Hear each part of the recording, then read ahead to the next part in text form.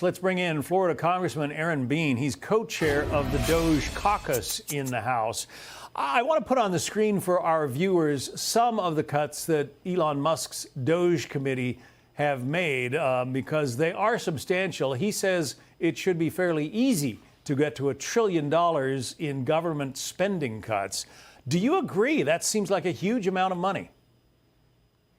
John Scott, it's great to be with you. I think it's a good start.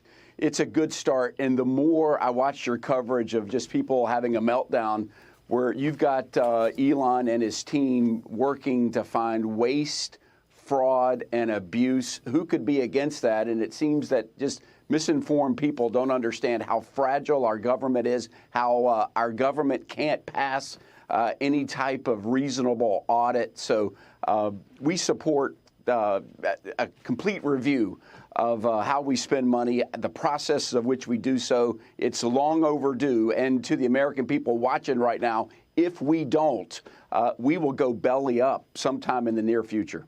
I believe one of the items that caught my ear is when the DOGE committee announced there were 1,800 people at the Social Security Administration whose job it is, their only job is to hand out iPhones to various members of Social Security.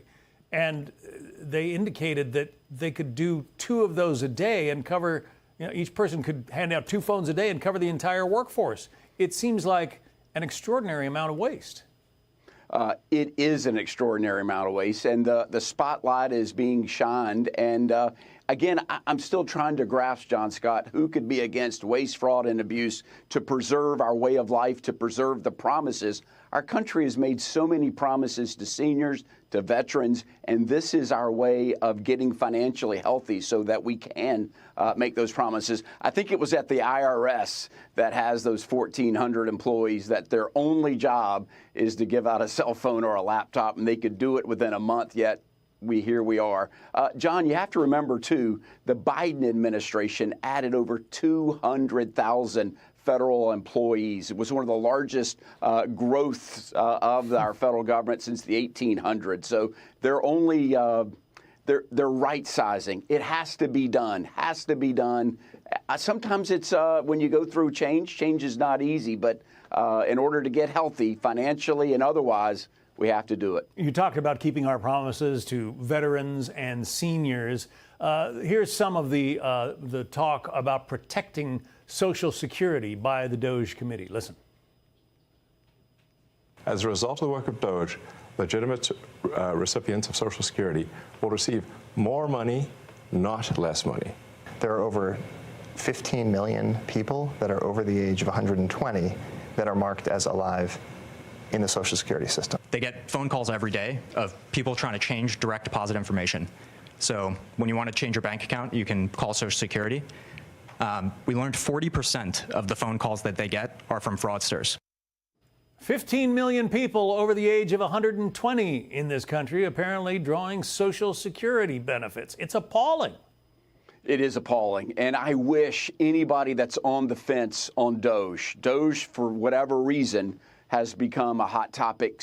Invest 30 minutes. Brett Baer did an amazing job on that interview with the whole DOGE team. First of all, they're not kids. I think people want to say the DOGE team is just a bunch of kids. These are billionaires, Fortune 500 CEOs and executives that are doing it for one reason. They love this country. It's their way of giving back, and they know that if we don't, we could lose this country and our way of life forever, and all of those promises that we've made to seniors and veterans won't have a way of being fulfilled. Of course, this is the country that has invented some of the most widely used technology in the world, and yet when it comes to applying that technology to our government, DOGE is finding that, well, we don't seem to be able to manage that very well. Listen.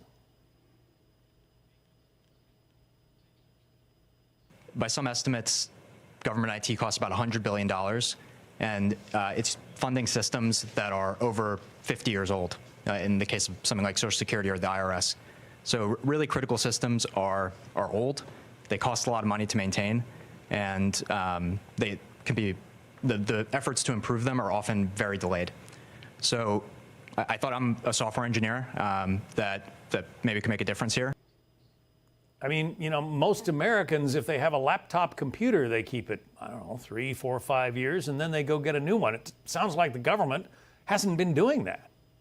We have not been doing it. We had a hearing on Ways and Means, listening to people at the IRS who it was lost in translation. They're still using technology in the 70s to collect taxes. In many instances, it is almost more expensive to collect money than it is to let people direct file on a variety of different levels. We've got work to do. I am grateful for the DOGE committee and their team to do it, and hopefully hopefully they'll know that there's some American people that are grateful for their service, grateful for their work, and want them to continue on their mission. I can tell you this: the American taxpayer is dancing in the street right now, finally getting some accountability, getting some spotlight on some of the ridiculous things our government does with their tax money. And tell us briefly about the separation between Elon Musk's DOGE efforts and your DOGE efforts in Congress. What are the differences? So, John, I co-chair a DOGE caucus. It's made up of members of Congress on both sides of the aisle, Republicans and Democrats. We're committed to codifying in law some of the DOGE reductions of efficiency and reductions. A bill that I filed just recently is put your money where your mouth is. It says to members of Congress that we have to cut ourselves. Our operating budget should be cut by at least 5%. That's something that I think a lot of people can agree on. No one is immune, not even members of Congress. All right, Congressman Aaron Bean, we wish you well as you try to get all of this straightened out. Thank you.